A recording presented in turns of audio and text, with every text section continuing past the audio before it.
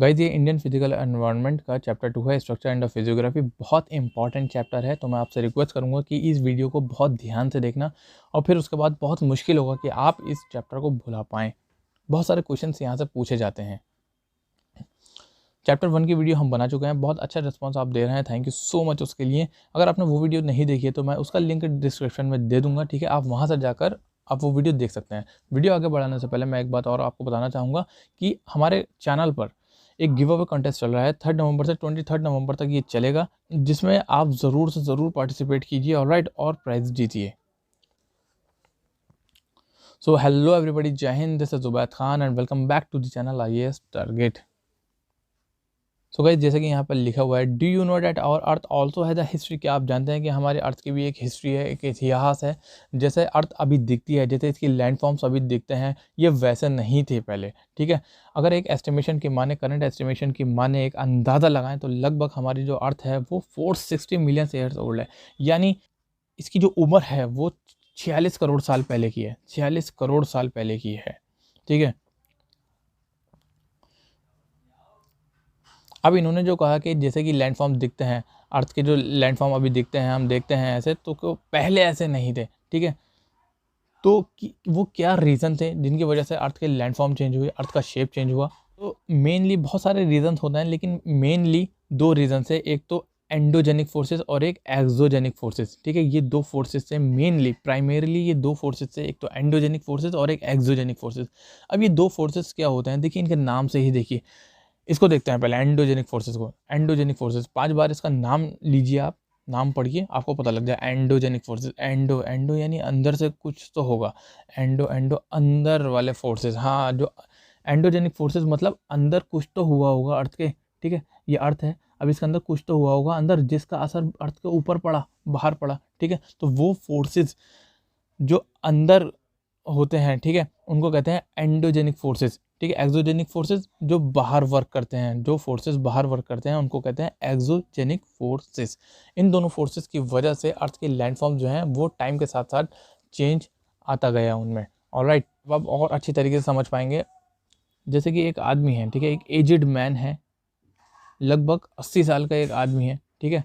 अब मुझे ये बात बताइए कि क्या वो जैसे अब दिखता है, क्या वो जब पैदा हुआ था, ठीक है, जब भी ऐसे ही दिखता था? जैसे उसका चेहरा, जैसे उसके आज आँखें हैं, नाक है, ठीक है, होंठ हैं, फिंगर्स हैं, पैर हैं, ठीक है।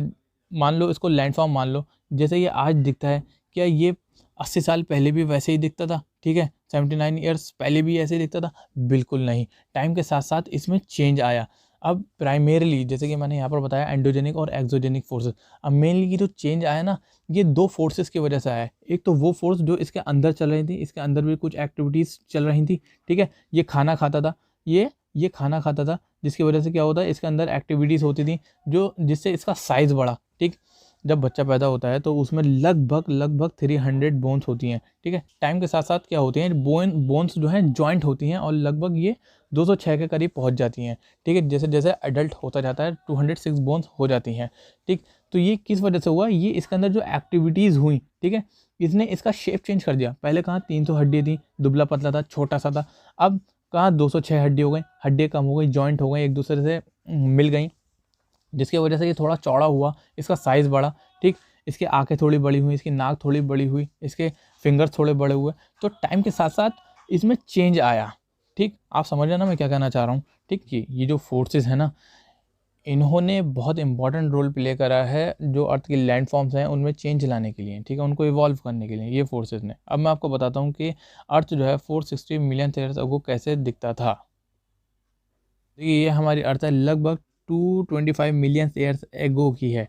पहले एक ही लैंड फॉर्म हुआ करता था, क्या नाम था उसका, पेंजिया। पेंजिया, क्या नाम है, पेंजिया। ये वनडे एग्जाम में पूछा जाता है, ठीक है, पेंजिया। अब एक बात समझिए, जैसे कि मैंने आपको अभी वाला बच्चे वाला जो एग्जाम्पल दिया था कि उसके अंदर एक्टिविटीज़ होती रहती हैं और टाइम के साथ साथ उनमें चेंज आता रहता है।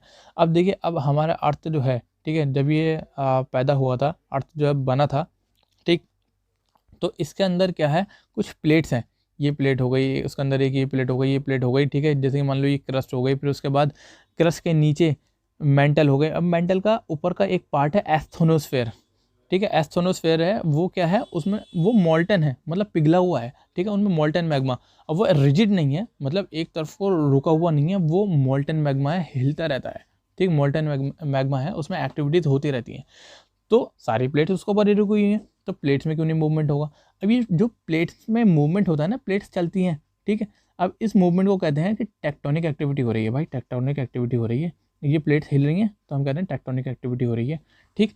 अब ये टेक्टोनिक एक्टिविटीज़ की वजह से, क्योंकि प्लेट्स मूव कर रही थी, अब क्या हुआ टाइम के साथ साथ कि भाई ये दो हिस्सों में बढ़ गया, ये टाइम के साथ साथ क्या हुआ, ये दो हिस्सों में बढ़ गया। एक हिस्सा चला गया पूरब में, एक हिस्सा चला गया पश्चिम में। देखिए दो पार्ट होगा इसके, ऊपर वाला जो पार्ट था इसको कहा लॉरेशिया, और नीचे वाला जो पार्ट था इसको कहा गोंडवाना। अब मुझे आप ये बताइए, यहाँ पर देखकर ये हमारे इंडिया है, ये कौन किस का पार्ट था, गोंडवाना का पार्ट था, क्या ये लॉरेशिया का पार्ट था, अब मुझे ये बताइए। अब देखिए फिर टाइम चेंज हुआ, अब टाइम चेंज हो के फिर ये इस तरीके से आ गया, ठीक है, हमारा अर्थ इस तरीके से आ गया, इसकी लैंडफॉर्म। फिर अब प्लेट टेक्टोनिक्स तो हो ही रही हैं, ठीक भाई, टेक्टोनिक एक्टिविटी तो हो ही रही है, प्लेट्स तो मूव कर ही रही हैं। फिर टाइम के साथ साथ साथ साथ फिर ये ऐसा हुआ। देखने वाली बात यह है, ये जो ऑस्ट्रेलियन प्लेट थी, ठीक, ये जो ऑस्ट्रेलियन प्लेट थी,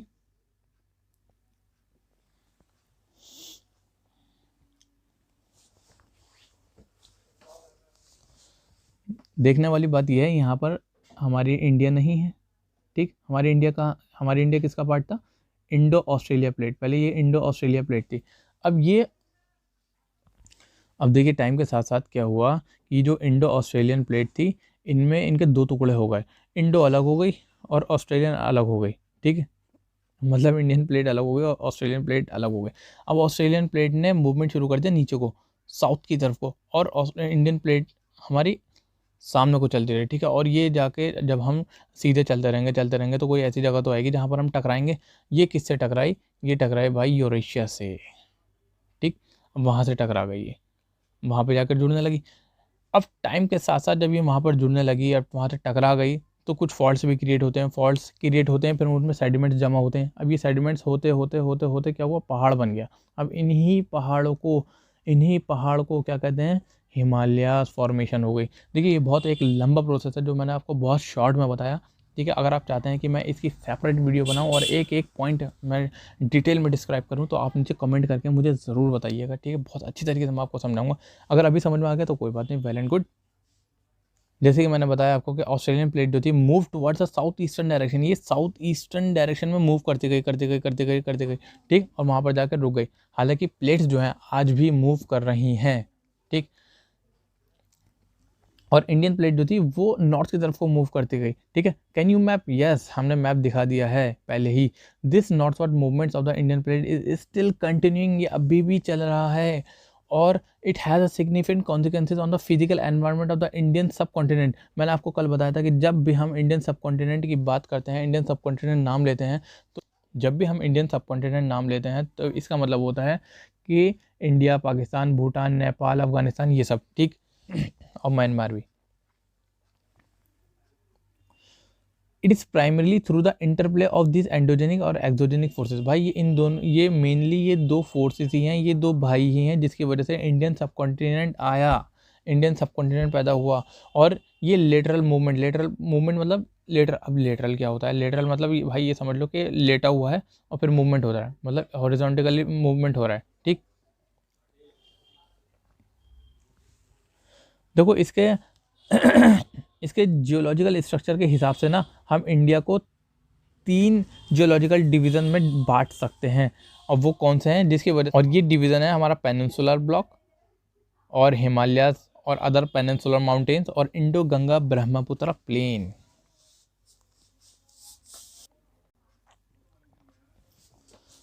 देखो गाइस, अगर पेनिनसुलर प्लेट्यू की बात करें, ठीक, तो सबसे पहले देखते हैं कि ये पेनिनसुलर प्लेट्यू कहाँ कहाँ तक है, ठीक है, इसकी बाउंड्री देखते हैं। तो ये हमारा हो गया इंडो गंगा ब्रह्मपुत्र प्लेन, और यहाँ पे हो गया अरावली रेंज। अरावली रेंज के ध्यान रखिए कि वेस्ट से ये शुरू होता है, यानी गल्फ ऑफ कच्छ से ये शुरू होता है, और फिर यहाँ पर चलते चलते चलते चलते चलते चलते ये राजमहल हिल्स तक जाता है, ठीक है। और फिर उसके बाद क्या होता है, ये जो है ना म्यांमार रीजन, ये जो मेघालयन प्लेट्यू है, ठीक है, ये भी इसका ही एक्सटेंशन है, इसका पार्ट नहीं है, इसका एक्सटेंशन है ये, ठीक है, इसका एक्सटेंशन है ये पेनिनसुला प्लेट्यू का।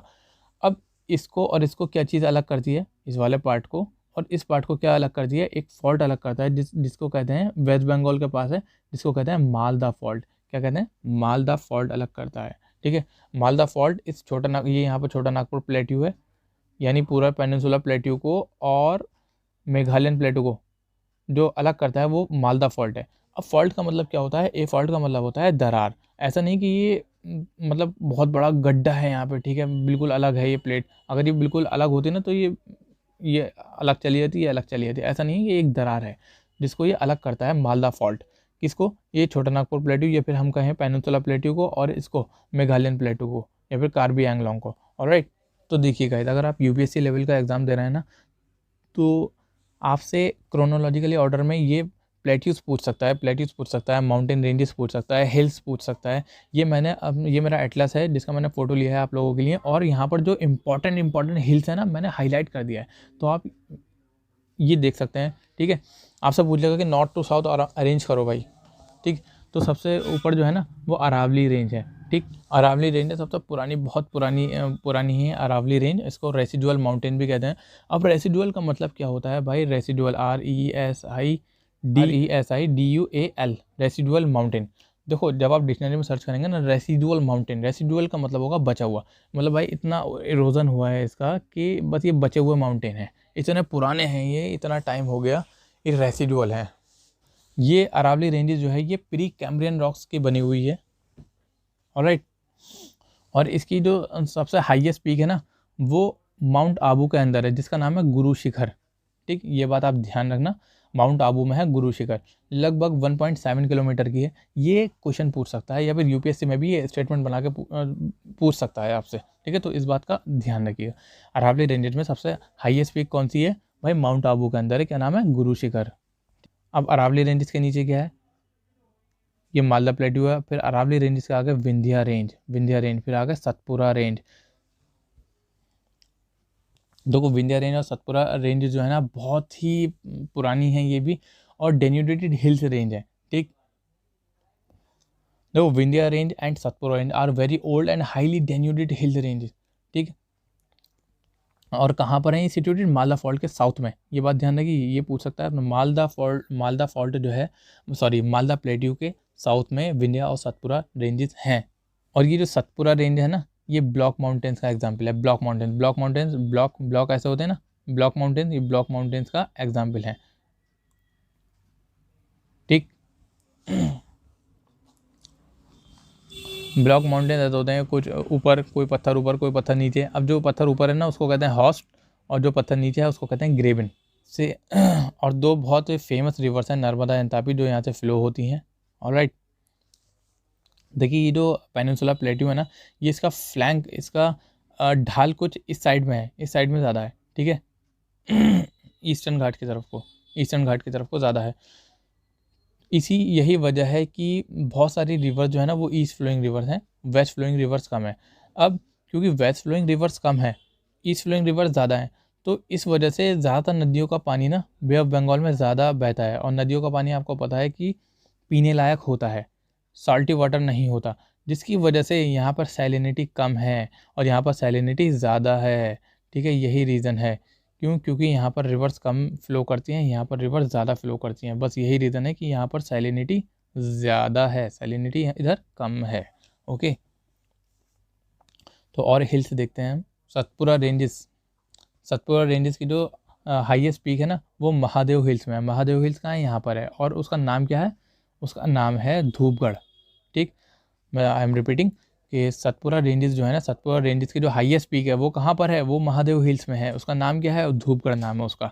अब इसको देखते हैं, सतमला हिल्स ये हो गई, ठीक। अजंता रेंज हो गई, ये गाविलगढ़ हिल्स, महादेव हिल्स, ये मैकाल रेंज हो गई, और ये रामगढ़ हिल्स हो गई, और ये गरजाट हिल्स हो गई, ठीक है। ये हमारे राजमहल हिल्स हो गए। इनकी लोकेशन आप ध्यान रखिए, आपको नॉर्थ टू साउथ या फिर ईस्ट टू वेस्ट ऑर्डर में लगाने के लिए आ सकता है। देखिए यहाँ पर आप देख सकते हैं मैंने नॉर्थ टू साउथ ऑर्डर लिखा हुआ है और वेस्ट टू ईस्ट ऑर्डर भी लिखा हुआ है। ये सतमला हिल्स हो गए, गाविलगढ़ हिल्स, फिर उसके बाद महादेव, फिर रामगढ़, फिर गरजाट, फिर राजमहल्स, ठीक है। जहाँ पर मैंने नॉर्थ टू साउथ, ये जो नॉर्थ ईस्ट माउंटेन है उनका नॉर्थ टू साउथ ऑर्डर लिखा हुआ है, ये आप देख सकते हैं। सबसे ऊपर है मिशमी हिल्स, फिर एबोर हिल्स, फिर डाफरा हिल्स, फिर मेकीर हिल्स, फिर पटकाई बॉम, फिर नागा हिल्स, फिर बरेल हिल्स, फिर मीज़ो हिल्स। मीज़ो हिल्स सबसे नीचे है, देखिए नल्लामला हिल्स हो गई, फिर उसके बाद पालकोंडा रेंज हो गई, फिर जवादी हिल्स, फिर शेवरॉय हिल्स, फिर उसके बाद नीलगिरी हिल्स यहाँ पर है, फिर नीलगिरी हिल्स, फिर उसके बाद अन्नामलाई हिल्स, फिर लास्ट में है सबसे साउथ में कार्डोमम हिल्स। तो ये लोकेशन आप ध्यान रखिएगा, इस बहुत इंपॉर्टेंट है।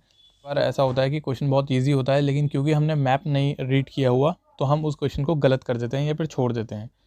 तो देखिए गाइस, ये पेनिनसुला ब्लॉक के बारे में मैं आपको सब बता चुका हूँ। Peninsula is formed essentially by a great complex of very ancient genesis और ग्रेनाइट्स। ये रॉक्स होते हैं, ठीक है। जेनेसिस क्या है, एक मेटामॉर्फिक रॉक्स है। ग्रेनाइट क्या है, एक इग्नियस रॉक है, ठीक है। तो अगर आप चाहते हैं कि रॉक्स के बारे में मैं बहुत डिटेल में वीडियो बनाऊं तो नीचे कमेंट करके ज़रूर बताइएगा, ठीक है। और ये कैम्ब्रियन पीरियड कुछ पीरियड होते हैं जैसे कि, ठीक है, कैम्ब्रियन पीरियड हो गया, प्री कैम्ब्रियन पीरियड हो गया, ओब्लिवियन पीरियड हो गया। तो अगर आप चाहते हैं कि इन पीरियड्स के बारे में मैं अभी आपको बहुत डिटेल में समझाऊं, इसका निमोनिक्स बताऊं, तो मुझे नीचे कमेंट करके ज़रूर बताना, मैं इस पर सेपरेट वीडियो बनाऊंगा। तो क्योंकि इतने पुराने टाइम से ये बना हुआ है, ठीक है, इसी वजह से ये क्या है, एक बहुत रिजिड हो चुका है, बहुत मजबूत हो चुका है, ठीक है। क्योंकि ये बहुत ज़्यादा पुराना है, बहुत पुराना है, which is submerge beneath the sea. इसका कुछ पार्ट तो जो वेस्टर्न कोस्ट है, ठीक है, द्वारका एक जगह है जो कि सी के अंदर सबमर्ज हो गई है, ठीक है। Some other parts change due to the, और कुछ पार्ट टेक्टोनिक एक्टिविटी की वजह से चेंज हो चुके हैं, ठीक है। As a part of the Indo Australian plate it has been subjected to the various vertical movement, जैसे कि मैंने आपको बताया था, ठीक है। क्योंकि इंडो ऑस्ट्रेलियन प्लेट का पार्ट था, तो जब ये हटे इसकी वजह से बहुत सारा वर्टिकल मूवमेंट हुआ, जिसकी वजह से ब्लॉक माउंटेन्स बने, फोल्ड माउंटेन्स बने, ठीक है। देखिए आगे ये लिखा हुआ है, vertical movement and block faulting. The river valleys of the Narmada and the Tapi and the Mahanadi and the Satpura block mountains are सब एग्जाम्पल्स ऑफ इट। ये कुछ एग्जाम्पल्स हैं उसके। The peninsula mostly consist of relict and residual mountains like Aravali. देखिए इससे पहले मैंने आपको समझाया था कि भाई जो अरावली है वो एक रेसिडुअल माउंटेन्स का एक एग्जाम्पल है, ठीक है। जैसे कि ये हो गए नल्लामला हिल्स हो गए, जवादी हिल्स हो गए, वेलीकोंडा हिल्स हो गई, पालकोंडा रेंज हो गई, Mahendragiri hills etcetera. River valleys here are shallow with low gradients. देखिए अगर आप साउथ की रिवर्स का कंपैरिजन नॉर्थ की रिवर्स से करेंगे ना, तो आप ये पाएंगे कि भाई ये जो है ये बहुत ही स्लोप ग्रेडियंट है। मतलब ऐसा नहीं है कि जैसे नॉर्थ की नदियों की तरह, गंगा इंदस की तरह ये ऊपर से ऐसे करके बह रही है, बहुत ही स्टीप स्लोप है। नहीं, इनका जेंटल स्लोप है ऐसे करके, ठीक है। इनका जेंटल स्लोप है और बहुत ज़्यादा गहरी रिवर वैलीज नहीं है, बहुत ही शैलो हैं, जैसे कि यहाँ पर लिखा हुआ है लो ग्रेडियंट्स, यानी ज़्यादा स्लोप है ही नहीं। Alright,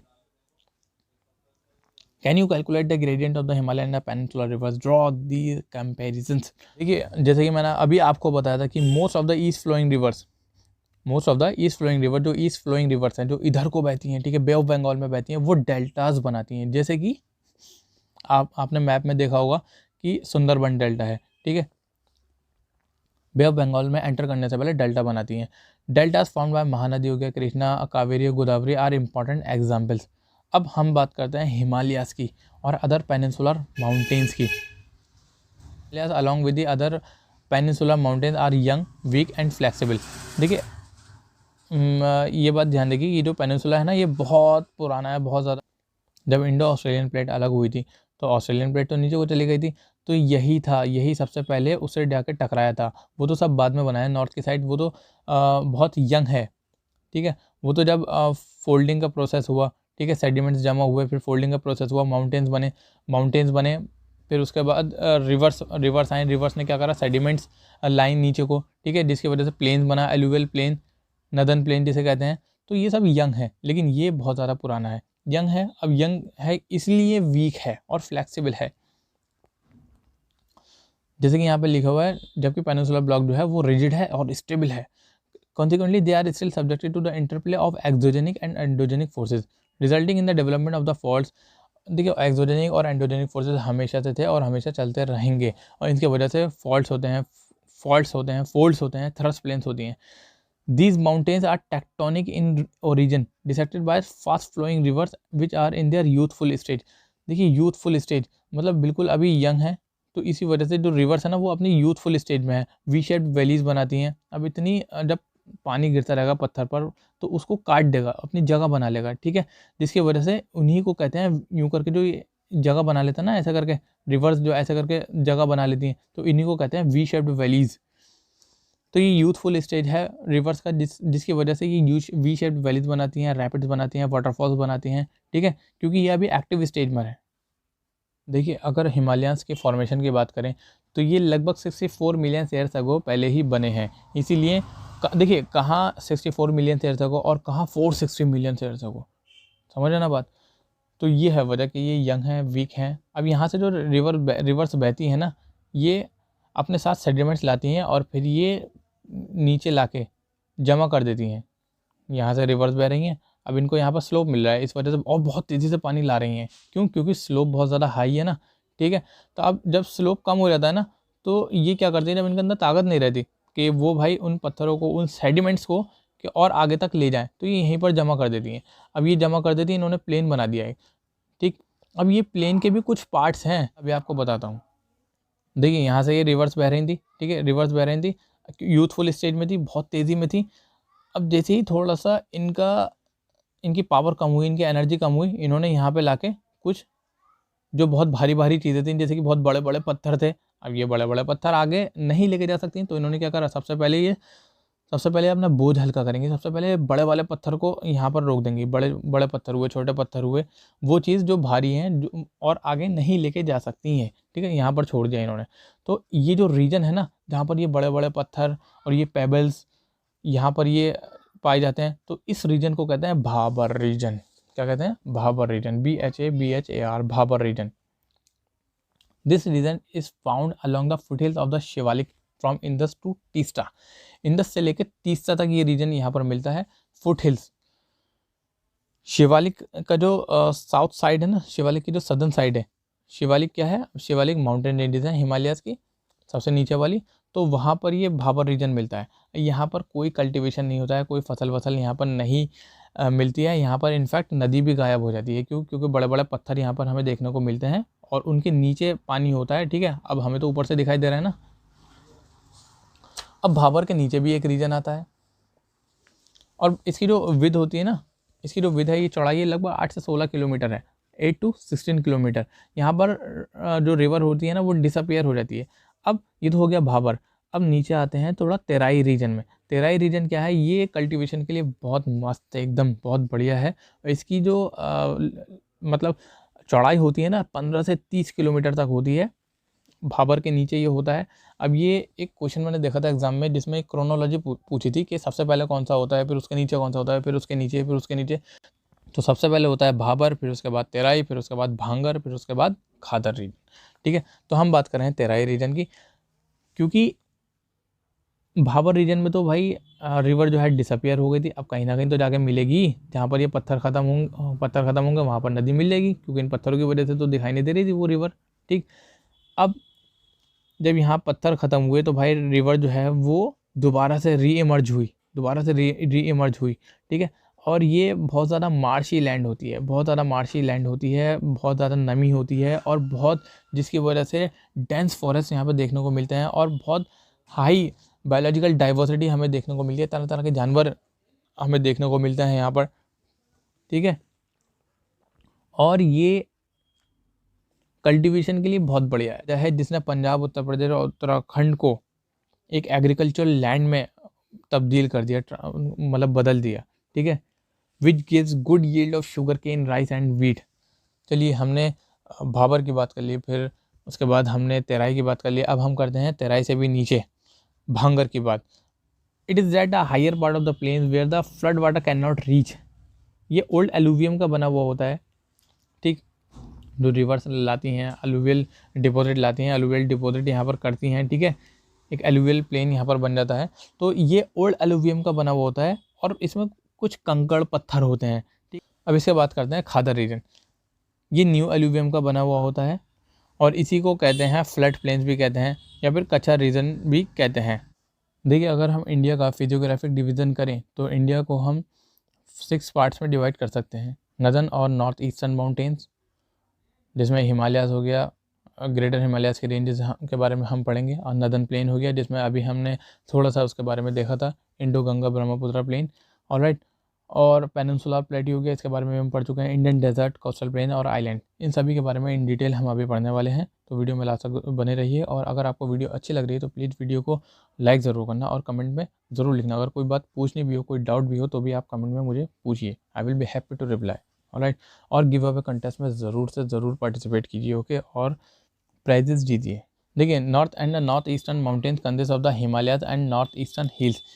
the Himalayas consist of a series of the parallel mountain ranges. ये सभी कुछ हम वीडियो के स्टार्टिंग में ही पढ़ चुके हैं। Some of the important ranges are greater Himalaya range which include the greater Himalayas. देखिए यहाँ पर है, अब देखिए मैंने जो बहुत बार क्वेश्चन देखा है ना एग्जाम्स में, वो इस तरीके से पूछता है कि भाई कुछ हिल से दे देगा, कुछ माउंटेन्स दे देगा और फिर कहेगा कि इनको क्रोनोलॉजी में सेट करिए। तो मुझे तो रट गए हैं। जैसे कि सबसे ऊपर जो है काराकोरम, लद्दाख, जास्कर, पीर पंजल, काराकोरम, लद्दाख, जास्कर, पीर पंजल, ठीक है। सबसे ऊपर काराकोरम, फिर लद्दाख, फिर जास्कर, फिर उसके बाद पीर पंजल रेंज, फिर उसके बाद है शिवालिक रेंज। मुझे ये रट गए थे सच में, काराकोरम, लद्दाख, जास्कर, पीर पंजल, शिवालिक, ऐसा करके। काराकोरम सबसे ऊपर है, फिर उसके बाद लद्दाख ये आ गए, फिर उसके बाद जास्कर ये आ गए, फिर उसके बाद पीर पंजल रेंज, पीर पंजल यहाँ पे लिखे हुए नहीं है, पीर पंजल रेंज आ गई, फिर उसके बाद शिवालिक सबसे नीचे। शिवालिक से नीचे वही जो हम अभी पढ़े हुए हैं, भाबर, फिर उसके बाद तेराई, फिर भांगर, फिर खादर, ऐसे करके। फिर उसके बाद ये हमारा हो गया नदर्न प्लेन, ऑलराइट। तो चलिए इसका हम देखते हैं। यहाँ पर मैं आपको लोकेशन एक बार दिखा देता हूँ माउंटेन्स की, बहुत बार पूछ लेता है।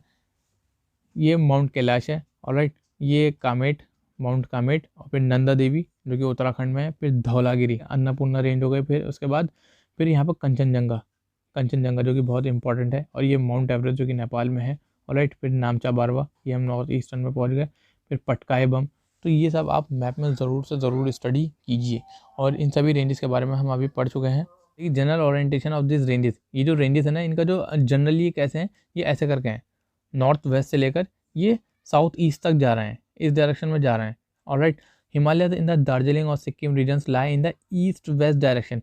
ये ईस्ट वेस्ट डायरेक्शन में इधर है, ये मैंने अभी मैप में आपको दिखाया था।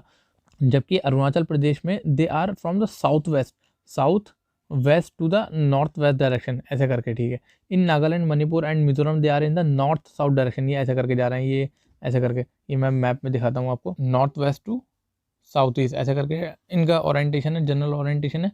और अरुणाचल प्रदेश में ये कैसे करके जा रहे हैं, इस तरीके से, नॉर्थ ईस्ट से लेकर साउथ में। The approximate length of the greater Himalaya, जिसको सेंट्रल एक्सियल रेंज भी कहते हैं। अब लेंथ ऐसे करके नहीं पूछा जाता, अगर ये भी कहे ना कि सेंट्रल एक्सियल रेंज, मतलब आप समझ जाना कि भाई अप्रॉक्सीमेट लेंथ पूछ रहा है ग्रेटर हिमालय रेंज की, जो कि कितनी है, 2500 किलोमीटर है, ईस्ट टू वेस्ट 2500 किलोमीटर। और विथ कैसी है, ऐसा करके 160 से 400 किलोमीटर तक, फ्रॉम नॉर्थ टू साउथ, ठीक है। ये हम मैप में देख चुके हैं। देखिए, हमने इससे पहले जो चैप्टर 1 जो पढ़ा था, उसमें भी हमने ये पढ़ा था कि हिमालयाज़ जो हैं वो पुराने टाइम से ही एक बैरियर के रूप में काम करते हैं, ठीक है। बहुत मुश्किल होती थी जब पुराने टाइम में टेक्नोलॉजी, 20 के 12 केले बेच रहा है तो पुराने टाइम में टेक्नोलॉजी तो थी नहीं, बिल्कुल कोई फैसिलिटीज़ नहीं थी, तब बहुत मुश्किल होती थी एक जगह से मतलब हिमालयाज़ को क्रॉस करना। लेकिन फिर भी नेचुरली इनमें जगहें थी, जिसकी सहायता से, जिसकी हेल्प से हम इसको क्रॉस कर सकते थे। उनको कहते थे पासेस, यानी दर्रे, ठीक है, दर्रे इनको ये कहते थे।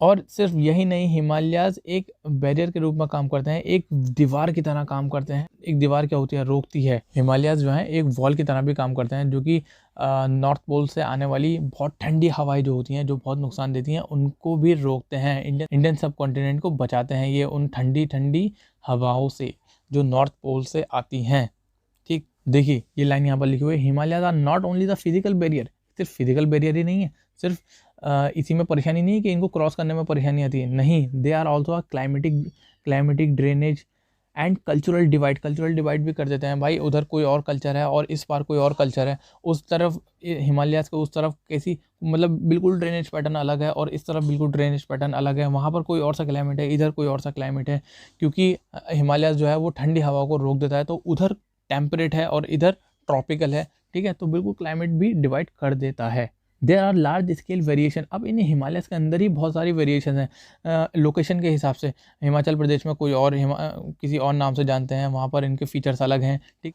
तो अगर हम हिमालयाज़ का सब डिवीज़न करें तो हम कुछ इस प्रकार देखेंगे ना, जैसे कि कश्मीर और नॉर्थ वेस्टर्न हिमालयाज़, हिमाचल और उत्तराखंड हिमालयाज़ हो गए, दार्जिलिंग और सिक्किम हिमालयाज़ हो गए, अरुणाचल हिमालयाज़ हो गए, ईस्टर्न हिल्स एंड माउंटेन्स। तो इनकी लोकेशन के हिसाब से भी हम इनको डिवाइड कर सकते हैं। अब इनके बारे में पढ़ते हैं।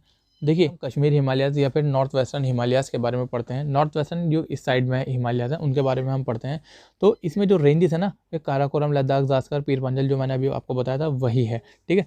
और इससे क्या होता है, मैं पहले ही आपको बता देता हूँ, क्योंकि जब एक बार हम पढ़ लेते हैं ना, फिर दूसरी बार उसी चीज़ को पढ़ते हैं तो थोड़ा सा और पक्का हो जाता है हमारा। The north eastern part of the Kashmir Himalaya, Kashmir Himalaya का जो नॉर्थ ईस्टर्न पार्ट है ना, इधर वाला कश्मीर हिमालय का इधर वाला पार्ट है, वो भाई कोल्ड डेजर्ट है, जो कि कहाँ पर है, ग्रेटर हिमालयाज़ और काराकोरम रेंजेस। ये ग्रेटर हिमालयाज़ हो गए, ये काराकोरम रेंजेस हो गए, ठीक है। तो इनके बीच में ये कोल्ड डेजर्ट है। देखिए, अब जो बातें आएंगी ना वो समझने वाली नहीं है, वो सिर्फ आपको पता होनी चाहिए, क्योंकि लोकेशन है, ठीक है। अब लोकेशन को समझ नहीं सकते, लोकेशन को सिर्फ हम याद कर सकते हैं, ठीक है। कुछ लोकेशन है, कुछ जगह हैं कि इस जगह पर हिमालयाज़ को ये कहते हैं, हिमालयाज़ में यहाँ पर ये होता है। जैसे कि करेवास फॉर्मेशन होती है, karewas formation are the thick deposit of glacier. जैसे कि फॉर एग्जांपल ज़ाफ़रान की कल्टीवेशन होती है यहाँ पर। The Kashmir Himalayas are also famous for the karewa formation, यानी कार्वे का फॉर्मेशन होती है यहाँ पर, which are useful for the cultivation of ज़ाफ़रान, जो कि ज़ाफ़रान को उगाने में बहुत मदद करती है, ठीक है। जो कि क्या है, एक सैफरॉन की वैरायटी है। Some of the important passes हैं यहाँ पर, जैसे कि जोजिला हो गया ग्रेटर हिमालयाज में, बनिहाल पास पीर पंजल रेंज में है। अगर आप चाहते हैं कि इन पासेस पर मैं एक सेपरेट वीडियो बताऊँ, बहुत डिटेल में इनको बताऊँ, इनका क्रोनोलॉजी ऑर्डर आपको समझाऊँ, निमोनिक्स बताऊँ, तो नीचे कमेंट करके ज़रूर बताइएगा। और देखिए, some of the important fresh water lakes भी हैं यहाँ पर, जैसे कि डल लेक हो गई, वुलर लेक हो गई, और कुछ सॉल्ट वाटर लेक भी हैं, जैसे पैनगोंग सो और सो मोरिरी, यहाँ पर इस रीजन में, कहाँ पर, कश्मीर हिमालयाज में, ठीक है। This region is drain by the rivers. अब रिवर्स की बात करें तो यहाँ पर इंदस रिवर बहती है और उसकी कुछ ट्रिब्यूटरीज हैं, जैसे कि झेलम हो गई, चिनाब हो गई। अब देखो, इंदस और उसके ट्रिब्यूटरीज का क्रोनोलॉजिकली ऑर्डर भी पूछ लेता है, तो इंदस, झेलम, ये भी मुझे रट गया, इंदस, झेलम, चिनाब, तो मैंने आर क्यों बना दिया, इंदस, झेलम, चिनाब, रावी, ब्यास, सतलुज, इंदस, झेलम, चिनाब, रावी, ब्यास, सतलुज, इंदस, झेलम, चिनाब, रावी, ब्यास, सतलुज। अब अगर आप चाहते हैं कि इस पर भी मैं एक सेपरेट वीडियो बनाऊं, कहाँ कहाँ से ये निकलती हैं, कौन कौन से प्रोजेक्ट हैं इन पर, तो उसके लिए भी मैं सेपरेट वीडियो बना सकता हूँ, अगर आप कहेंगे तो। The Kashmir and north western Himalaya are well known for this scenic beauty, बहुत खूबसूरत नज़ारे हैं यहाँ पर, ठीक है, जो कि टूरिस्ट को अट्रैक्ट करते हैं। डू यू नो डैट सम, कुछ मतलब क्या आप जानते हैं कि यहाँ पर कुछ पिलग्रिमेज साइट्स भी हैं, जैसे कि वैष्णो देवी मंदिर हो गया, अमरनाथ केव हो गया, और चरार शरीफ यहाँ पर दरगाह हो गए, ऑल्सो लोकेटेड हेयर, यहाँ पर ये देखने को मिलते हैं। श्रीनगर, जो कि कैपिटल है, capital of the union territory Jammu and Kashmir, ठीक है, जम्मू कश्मीर की जो कैपिटल है Srinagar, located on the bank of the Jhelum river, वो बिल्कुल मतलब झेलम रिवर के पास में ही है। Dal lake in Srinagar present an interesting physical feature, ठीक है, ये सब हम चीज़ें पढ़ चुके हैं। Jhelum in the valley of Kashmir is still in its youth stage and yet form meander. देखिए, झेलम रिवर जो है ना वो मियंडर बनाती है। मियंडर कैसे करके, ऐसे ऐसे करके, ये मियंडर, ठीक है, ऐसे, ये जो मियंडर है। अब ये इरोजनल फीचर भी है और डिपोजिशनल फीचर भी है। अगर आप चाहते हैं कि इरोजनल और डिपोजिशनल फीचर्स जो हैं उन पर भी मैं वीडियो बनाऊँ, तो नीचे कमेंट में ज़रूर बताइएगा। ऑलराइट, जैसे कि मैंने बताया था chronological order, Indus, Jhelum, Chenab, Ravi, ये आ गए ब्यास, फिर आ गए सतलुज। ऑलराइट, अब देखिए हिमाचल और Uttarakhand Himalaya, this part lies, ये रावी, जैसे कि ये रावी है, ठीक है, यहाँ पर हिमाचल हिमालयाज हैं, और यहाँ पर ये इसकी वेस्ट साइड में रावी रिवर है, और इधर है काली रिवर, तो इनके बीच में ये हिमाचल हिमालयाज हैं। ऑलराइट, मैप में मैं कई बार दिखा चुका हूँ आप लोगों को। It is drain by two major river system in India, जैसे कि इंदस और Ganga. Tributaries of the Indus include the river Ravi, Beas and Sutlej, and the tributaries of Ganga flowing through this region include the Yamuna, भी इस रीजन से बहती है, और घाघरा भी इस रीजन से बहती है। देखिए, हिमाचल प्रदेश का जो नदन मोस्ट पार्ट है ना, वो लद्दाख कोल्ड डेजर्ट का एक्सटेंशन है, जो कि कहाँ पर है, जो कि स्पीति वैली में है, ठीक है। तीनों ही रेंजेस यहाँ पर बहुत प्रोमिनेंट हैं, जैसे कि ग्रेटर हिमालयाज रेंज हो गई, लेजर हिमालयाज हो गई, जिसको लोकल पीपल जो कहते हैं धौलाधर कहते हैं हिमाचल प्रदेश में, और उत्तराखंड में कहते हैं नाग टिब्बा। क्या कहते हैं, धौलाधर कहते हैं हिमाचल प्रदेश में, और नाग टिब्बा कहते हैं उत्तराखंड में। लेदर हिमालयाज को वहाँ के लोकल लोग लेदर हिमालयाज नहीं कहते, वहाँ के लोकल लोग धौलाधर। हिमाचल प्रदेश के जो लोकल लोग हैं वो धौलाधर कहते हैं, और उत्तराखंड के जो लोकल लोग हैं वो नाग तिब्बा कहते हैं। Alright, and the Shiwalik range from north to south. देखिए इसके जो दो फीचर है ना जो इस रीजन को बिल्कुल अलग बनाते हैं, वह है एक तो शिवालिक और एक है दून फॉर्मेशन। कुछ इंपॉर्टेंट दून पड़ते हैं, जैसे कि चंडीगढ़ कालका दून हो गया, नालागढ़ दून हो गया, देहरादून हो गया। आप कमेंट करके बताइए आप में से कौन देहरादून से है। देखिए इन सभी दून में जो सबसे बड़ा है, सबसे लार्जेस्ट है, वो है, उसका नाम है देहरादून। लगभग 35 से 45 किलोमीटर तक उसकी लेंथ है और 22 से 25 किलोमीटर तक उसकी चौड़ाई है। देखिए ग्रेटर हिमालयस रेंज में ना बोतियाज रहते हैं। बोतियाज क्या है भाई, एक नोमैडिक ग्रुप है, नोमैडिक ग्रुप चरवाहों का ग्रुप है। ऑलराइट, जो कि जब बहुत बहुत ज़्यादा ऊपर तो बहुत ज़्यादा ठंड पड़ती है ना, तो ये बुग्याल्स में माइग्रेट कर जाते हैं। Alright,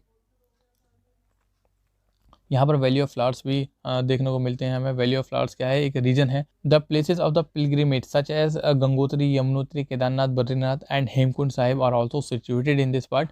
the region is also known to have 5 famous Prayag. अब वो 5 फेमस प्रयाग कौन से हैं मैं आपको बता देता हूँ। वो 5 प्रयाग्स हैं, एक तो है देव प्रयाग, देव प्रयाग, फिर रुद्र प्रयाग, फिर उसके बाद नंद प्रयाग, तो देव प्रयाग, फिर उसके बाद है रुद्र प्रयाग, फिर उसके बाद है नंद प्रयाग, फिर है कर्ण प्रयाग, फिर है विष्णु प्रयाग। देव प्रयाग में क्या होता है, भागीरथी और अलकनंदा मिलती हैं, भागीरथी और अलकनंदा मिलती हैं, ठीक है। और रुद्र प्रयाग में मंदाकिनी और अलकनंदा, ठीक है, नंद प्रयाग में भी। और कर्ण प्रयाग में पिंडर और अलकनंदा, और विष्णु प्रयाग में धौली गंगा और अलकनंदा मिलती हैं आगे, ठीक है।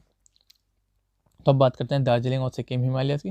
देखिए ये मैं आपको सिर्फ ऊपर ऊपर से पढ़ के बता रहा हूँ, क्योंकि इसमें लोकेशन मैटर करती है। सिर्फ आपको पता होना चाहिए कि ये चीज़ यहाँ है, ठीक है। इसमें कोई समझाने वाली बात नहीं है, ये आपको भी पता होगी, ठीक है।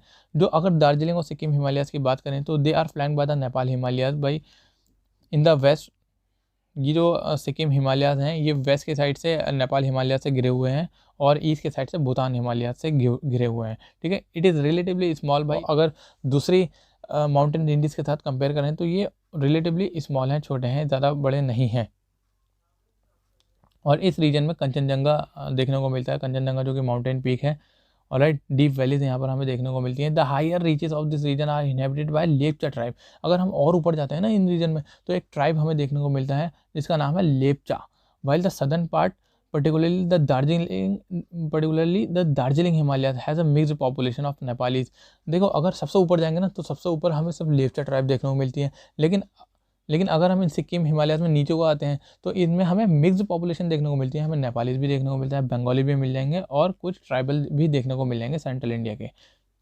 अब इसकी जो लोकेशन है ना, अंग्रेज़ों ने बहुत फ़ायदा उठाया इसकी लोकेशन का। इसकी लोकेशन जैसे कि भाई मॉडरेट स्लोप है, थिक सॉइल कवर है, ठीक है, with high organic content, well distributed rainfall भी खूब बढ़िया तरीके से होती है यहाँ पे। पूरे साल यहाँ पे रेनफॉल होती है, बारिश होती है, ठंड भी मिल्ड मतलब विंटर्स होते हैं यहाँ पे। तो इन सब बातों को देखते हुए उन्होंने सोचा कि क्यों ना इन सब बातों का फ़ायदा उठाया जाए, जिसमें बहुत फेमस हैं वो, ठीक है, जिसमें स्पेशलिटी भी हासिल थी उनको।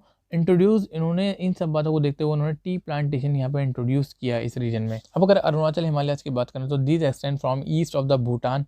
देखिए वो भूटान के वेस्ट तक थे। अब उसके बाद क्या होगा, उसके बाद अरुणाचल हिमालय शुरू होगा। भूटान के ईस्ट रीजन से ये शुरू होगा to the Diphu pass in the east, the general direction of the mountain region in the from south west to north east. इनकी जो जनरल डायरेक्शन है, मतलब इनका जो ओरिएंटेशन है वो वही है साउथ वेस्ट से नॉर्थ ईस्ट तक। यहाँ पर हमें डीप जॉर्जेस देखने को मिल जाते हैं। फास्ट फ्लोइंग रिवर्स की वजह से यहाँ पर डीप जॉर्जेस बनाती हैं। फास्ट फ्लोइंग रिवर्स जो कि नॉर्थ से साउथ की तरफ को गिर रही हैं। देखिए नॉर्थ के साउथ की तरफ देखिए इस रीजन में हमें फास्ट फ्लोइंग रिवर्स नॉर्थ से साउथ की तरफ को जो गिर रही हैं वो देखने को मिलती है, जिसकी वजह से डीप जॉर्जेस यहाँ पे क्रिएट हो जाते हैं। ब्रह्मपुत्र जो है ना वो नामचा बारवा को क्रॉस करके, ठीक है, डीप जॉर्ज के थ्रू आफ्टर क्रॉसिंग नामचा बारवा बहती है, ठीक। यहाँ पे कुछ उसकी ट्रिब्यूटरीज हैं, some of the important reverse हैं। देखिए कुछ इंपॉर्टेंट रिवर्स यहाँ पर बहती हैं, जैसे कि कामेंग हो गया, सुबानसरी हो गया, दिबांग जो कि ब्रह्मपुत्र की ट्रिब्यूटरी हैं, और लोहित भी। These are perennial with the high rate of fall. Perennial हैं भाई, पूरे साल बहती हैं। Having the highest hydro electricity power potential है इन द कंट्री। इनका इतना हाई पोटेंशियल है। देखिए ये पेरिनियल नेचर में है, मतलब पूरे साल बहती हैं, और इनमें इतने ज़्यादा पोटेंशियल है, हाइड्रो इलेक्ट्रिसिटी पावर पोटेंशियल बहुत है इनमें, ठीक है। An important aspect of Arunachal Himalayas is the numerous ethnic tribal community. सबसे एक अलग बात जो है ना अरुणाचल हिमालयाज में, इनमें बहुत अलग अलग तरह की ट्राइबल कम्युनिटी देखने को मिलती हैं जिनकी अलग अलग एथनिसिटी है, ठीक है। Some of the important ones are west to east अगर हम देखें तो कुछ इंपॉर्टेंट ट्राइब्स हैं, मोनपा, एबोर, मिशमी, नीशी, नागाज, ये और इनके नाम से ही माउंटेन रेंजेस भी हैं, जैसे कि आप देख सकते हैं यहाँ पर Naga hills, Mizo hills, Lushai hills. Most of this communities practice jhuming cultivation. देखो झूमिंग कल्टिवेशन प्रैक्टिस करती हैं। अब आप मुझे ये बताइए कि मध्य प्रदेश में झूमिंग कल्टिवेशन को क्या कहते हैं? इनको स्लैश एंड बर्न कल्टिवेशन भी कहते हैं। This region is rich in biodiversity which has been preserved by the indigenous community. देखिए अगर ईस्टर्न हिमालयस की बात करें, ईस्टर्न हिमालयस की अगर हम बात करें तो अलग अलग लोकेशन पर इनको अलग अलग नाम से जानते हैं, जैसे कि नॉर्थ में इनको कहते हैं पटकाई बम, नागा हिल्स, और मणिपुर में इनको कहते हैं, नॉर्थ में इनको पटकाई बम नाम से भी जानते हैं, नागा हिल्स के नाम से भी जानते हैं, मणिपुर हिल्स भी इन्हें कहते हैं मणिपुर में, और साउथ में इनको मिजो हिल्स या फिर लुशाई हिल्स भी कहते हैं मिजोरम में, ठीक है। ये लो हिल्स हैं और इनमें कई ट्राइबल कम्युनिटी के लोग देखने को मिलते हैं जो कि झूम कल्टिवेशन प्रैक्टिस करते हैं, ठीक। और यहाँ पर जो सबसे इम्पोर्टेंट रिवर है वो बाराक रिवर है जो कि मणिपुर और मिजोरम में फ्लो करती है, ठीक है। मणिपुर के अंदर एक लोकटक लेक है, ठीक है, जो कि बिल्कुल सेंटर में है, जिसकी वजह से मणिपुर की जो फिजियोग्राफी है उसको बिल्कुल यूनिक बनाती है ये रिवर। चारों तरफ से माउंटेन से, ये आप देख सकते हैं लोकटक लेक चारों तरफ से माउंटेन्स से सराउंड है और बीच में लेक है। देखिए सब मैंने आपको पहले बता दिया, नर्दर्न प्लेन्स के भाबर और तेराई, फिर खादर, फिर भांगर, तो ये दोबारा बताने तो कोई फ़ायदा नहीं है, वीडियो बहुत लंबी हो जाएगी, ठीक है। पेनिनसुला प्लेट्यू के बारे में भी मैंने आपको बता दिया। पेनिनसुला प्लेट्यू के बारे में भी हम अभी वीडियो के स्टार्टिंग में ही पढ़ चुके हैं, ठीक है। बहुत अच्छी तरीके से मैंने आपको बताया, आई होप आपको अच्छा लगा होगा, समझ में आया होगा। फिर भी मैं एक बार ऊपर से बता देता हूँ, जैसे कि for example Deccan plateau, central highland और नॉर्थ ईस्टर्न प्लेट्यू के बारे में हम डिस्कस कर लेते हैं। देखिए डेक्कन प्लेट्यू जो है जो कि वेस्टर्न घाट से गिरा हुआ है, वेस्ट में, जो कि वेस्ट में वेस्टर्न घाट से गिरा हुआ है और ईस्ट में ईस्टर्न घाट से गिरा हुआ है, ठीक है। डेक्कन प्लेट्यू, देखिए अगर हम डेक्कन प्लेट्यू की बात करें जिसके वेस्ट में वेस्टर्न घाट्स हैं और ईस्ट में ईस्टर्न घाट्स हैं और नॉर्थ में ये सब रेंजेस हैं, जैसे कि सतपुरा, मैकाल, महादेव हिल्स, ठीक है। वेस्टर्न घाट्स को ना लोकली अलग अलग नामों से जानते हैं, जैसे कि महाराष्ट्र में उनको सह्याद्री कहते हैं, वेस्टर्न घाट्स नहीं कहते, सह्याद्री। वेस्टर्न घाट्स को कर्नाटक और तमिलनाडु में नीलगिरी हिल्स कहते हैं और केरला में कहते हैं इनको अन्नामलाई और कार्डमम हिल्स। कार्डमम हिल्स सबसे नीचे है। Western Ghats are comparatively higher in the elevation and more continuous than the eastern Ghats. भाई देखो ईस्टर्न घाट जो है वो इरेगुलर हैं, लेकिन जो वेस्टर्न घाट्स है ना वो इनकी ऊंचाई भी ज़्यादा है, ठीक है। और इनकी ऊंचाई ना नॉर्थ टू साउथ इंक्रीज़ हो रही है, नॉर्थ टू साउथ इंक्रीज़ हो रही है, ये बात आप ध्यान रखना। इनकी एवरेज जो हाइट है वो 1500 मीटर है, यानी 1.5 किलोमीटर है। नॉर्थ टू साउथ देखिए, ये मैं आप कह रहा था नॉर्थ टू साउथ। और यहाँ की जो सबसे हाईएस्ट पीक है ना वेस्टर्न घाट की, वह है अनाईमुड़ी, जो कि मतलब पूरे साउथ की सबसे हाईएस्ट पीक है। पेनिनसुला प्लेट्यू की सबसे हाईएस्ट पीक है। Peninsula plateau is located, peninsula plateau जो है वो अन्नामलाई हिल्स पर लोकेटेड है और the western Ghats followed by Doddabetta on the Nilgiri hills. ये जो अनाईमुड़ी हिल है ना वो वेस्टर्न घाट की यानी पूरे पेनिनसुला प्लेट्यू की सबसे हाईएस्ट पीक है। कहाँ पर स्थित है ये, कहाँ पर, ये वेस्टर्न घाट्स की जो अन्नामलाई हिल्स है ना वहाँ पर स्थित है, ठीक है। उसके बाद है दोडाबेटा जो कि नीलगिरी हिल्स की सबसे हाईएस्ट पीक है। Most of the peninsular reverse have the origin in the western Ghats. ये भी मैंने आपको बता दिया था, ठीक है। सेंट्रल हाईलैंड के बारे में बात करते हैं। They are bounded to the west by the Aravalli range, the Satpura is found by the series. ये सब कुछ मैंने आपको पहले ही बता दिया है, ठीक है। नॉर्थ ईस्टर्न प्लेट्यू के बारे में मैंने पहले आपको बता दिया था, मैप के थ्रू बता दिया था कि भाई मेघालयन प्लेट्यू और कार्बी एंगलोंग जो है वो किस फॉल्ट की वजह से पेनिनसुला प्लेट्यू से अलग हैं तो वो है हमारा मालदा फॉल्ट। इस मेघालयन प्लेट्यू को हम सब डिवाइड कर सकते हैं 3 कैटेगरी में, गारो हिल्स, खासी और जैंतिया। ये जो नाम दे रखे हैं ना, ये यहाँ पर जो ट्राइबल ग्रुप्स रहते हैं ना उनके ऊपर ही ये नाम दे रखे हैं, ठीक है। An extension of this is also seen in the Karbi Anglong Assam, similar to the Chota Nagpur plateau. जैसे कि छोटा नागपुर प्लेट्यू मशहूर है क्योंकि यहाँ पर बहुत रिच मिनरल रिसोर्सेज पाए जाते हैं, जैसे कि कोल, आयरन, सिल्यूमिनाइट, लाइमस्टोन, यूरेनियम। ऐसे ही मेघालयन प्लेटू में भी बहुत ज़्यादा मिनरल्स पाए जाते हैं। अब इंडियन डेजर्ट के बारे में पढ़ते हैं। देखिए, to the north west of the Aravalli hills, Aravalli hills का अगर नॉर्थ वेस्ट यानी इस साइड में अगर आप बात करेंगे तो ग्रेट इंडियन डेजर्ट आपको देखने को मिलेगा। It is a land of undulating topography dotted with, यहाँ पर आपको बर्चन देखने को मिलते हैं और लॉन्गिट्यूडनल ड्यून्स आपको देखने को मिलते हैं। ठीक है, अब ये क्या होता है इनके बारे में मैं एक सेपरेट वीडियो बनाऊंगा। यहाँ पर बहुत कम बारिश होती है तो इसी वजह से यहाँ का वेजिटेशन कवर जो है वो भी बहुत कम है।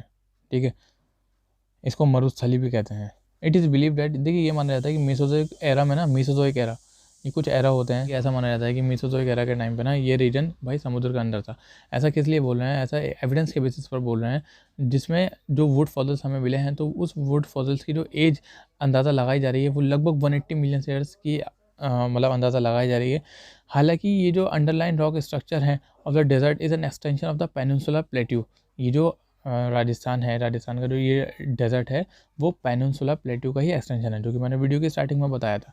ठीक है, लेकिन फिर भी due to the extreme arid conditions its surface features have been carved by the physical weathering and wind action. कुछ यहाँ पर डेजर्ट लैंड फीचर्स देखने को मिलते हैं, जैसे कि मशरूम रॉक्स मिलती हैं, शिफ्टिंग ड्यून्स और ओआसिस मिलते हैं। उनके बेसिस पर डेजर्ट को भी दो पार्ट में डिवाइड कर सकते हैं। नदर्न पार्ट जो कि थोड़ा सिंध की तरफ को झुका हुआ है, और जो सदर्न पार्ट है वो रण ऑफ कच्छ की तरफ को है। जो बहुत सारी जो नदियां हैं यहाँ पर एफिमरल हैं, पूरे साल नहीं बहती हैं। जब मानसून आता है, बारिश होती है, तभी ये बहती हैं। जैसे कि फॉर एग्जांपल लूनी रिवर हो गई, flowing in the southern part of the desert of some significance. देखिए, लो प्रेसिपिटेशन होने की वजह से और हाई इवेपोरेशन होने की वजह से ये सब चीज़ें ना इस रीजन को वाटर डेफिशिएंट बनाती हैं। पानी की कमी हो जाती है, इस रीजन में रहती ही है ज़्यादातर। और कुछ नदियाँ तो ऐसी हैं जो कुछ टाइम बहकर डिसअपियर हो जाती हैं। यहाँ पर लेक्स देखने को मिलती हैं, एंड प्लायास देखने को मिलते हैं, have brackish water which is the main source of obtaining salt. अब बात करते हैं कोस्टल प्लेन्स की। You have already read that India has a long coastline on the basis of the location and a high geomorphological process। ये मैंने कल भी आपको बताया था, इंडिया की जो कोस्टलाइन है वो लगभग 6100 किलोमीटर इसकी लेंथ है, लगभग अप्रॉक्सीमेटली बता रहा हूँ। ये जो कोस्टल प्लेन है हम दो पार्ट में डिवाइड कर सकते हैं, एक वेस्टर्न कोस्टल प्लेन और एक हो गया हमारा ईस्टर्न कोस्टल प्लेन। जो वेस्टर्न कोस्टल प्लेन है ना वो सबमर्ज कोस्टल प्लेन है, यानी समुद्र के नीचे ये कुछ आ गया था, इसके ऊपर पानी आ गया था जो कि समुद्र में डूब गया था। ठीक है, जैसे कि द्वारका सिटी है वो पहले ज़मीन पर हुआ करते थे, लेकिन अब उस पानी ने उसको अपने अंदर समा लिया है। ठीक है, द्वारका सिटी को, जैसे कि यहाँ पर लिखा हुआ भी है, it is believe that the city of Dwarka which was once a part of the Indian main land situated along the west coast is submerge under the water. जिसकी वजह से इसको सबमर्ज कोस्टल प्लेन का एग्जाम्पल माना जाता है।